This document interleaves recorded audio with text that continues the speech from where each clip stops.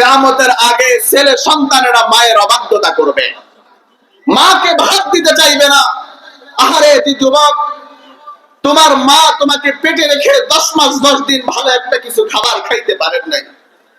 তোমার মা তোমাকে পেটে রেখেছেন, রাত্রে বেলা ঘুমাইতে গিয়েছেন, আর তুমি পেটের মধ্যে লাথি মেরে দিয়েছো।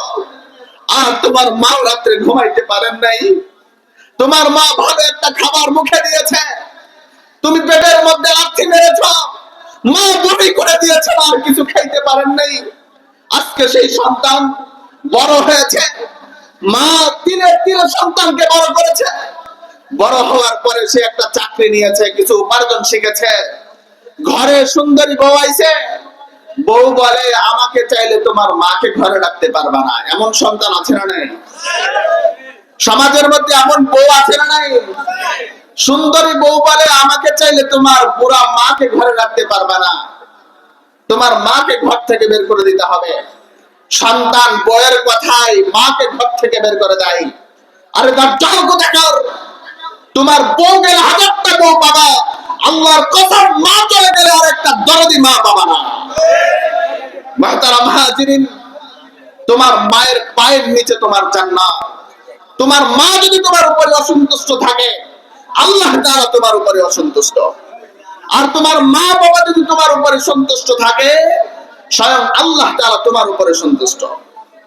জগৎ বিখ্যাত মুহাদ্দিস ইমাম শাফিঈ রাহমাতুল্লাহি আলাইহি মানুষেরা প্রশ্ন করলো, ও ইমাম শাফিঈ, তাম পৃথিবীর মানুষ আপনাকে চিনে, সমগ্র পৃথিবীর মানুষ আপনাকে চিনে, আপনি এত বড় কিভাবে হইলেন? আমাদেরকে কিছু কারগুজারি শোনান, আমরাও আমল করতে চাই। ইমাম শাফিঈ রাহমাতুল্লাহি আলাইহি বলেন, আমি রাত্রে বেলা হাদিস সংগ্রহ করার কাজ থেকে আমি যখন বাড়ির পথে ফিরতাম, আমি লক্ষ্য করতাম আমার মা ঘরের মধ্যে শুয়ে আছে।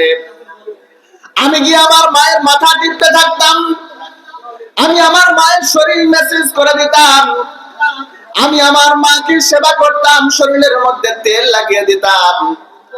একটা পর্যায়ে আমার মায়ের চোখের মধ্যে ঘুম নেমে আসতো। আমি আমার মাকে আর বেশি কষ্ট দিতাম না, আমি আমার মায়ের পা দুটা উঠাইয়া আমার ঠোঁটের সাথে লাগাইয়া চুমা খাইতাম। আমার মা, আমি যখন তিনার পা ঠোঁটের সাথে লাগাইয়া চুমা খাইতাম, একটা পর্যায়ে আমার মায়ের ঘুম ভেঙে যায়। আমার মা বলে, বাবা এত খেদমত করলা, তোমার খেদমতে আমি অনেক বেশি খুশি হয়েছি। এত খেদমত করার পরেও পায়ের মধ্যে কেন চুমা খাইতে হয়? পায়ের মধ্যে তো ময়লা। ইমাম শাফিঈ রাহমাতুল্লাহি আলাইহি বলেন, ও মা, আমি তো তোমার পায়ের মধ্যে চুমা খাই না, আমি তো আমার জান্নাতের মধ্যে চুমা খাইতেছি।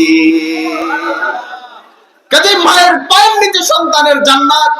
তোমার মা যদি তোমার উপরে অসন্তুষ্ট থাকে, আল্লাহর জাহান্নাম ছাড়া তোমার কোনো গতি হবে না। কিয়ামত পর্যন্ত হজ করলে কি হবে? মসজিদের সামনের কাতারে নামাজ পড়তে পড়তে যদি কপালটা কালো বানাইয়া ফেলো, আল্লাহর কসম একটা ইবাদত আল্লাহর দরবারে কবুল হবে না। এজন্য মা বাবাকে কষ্ট দিবা না।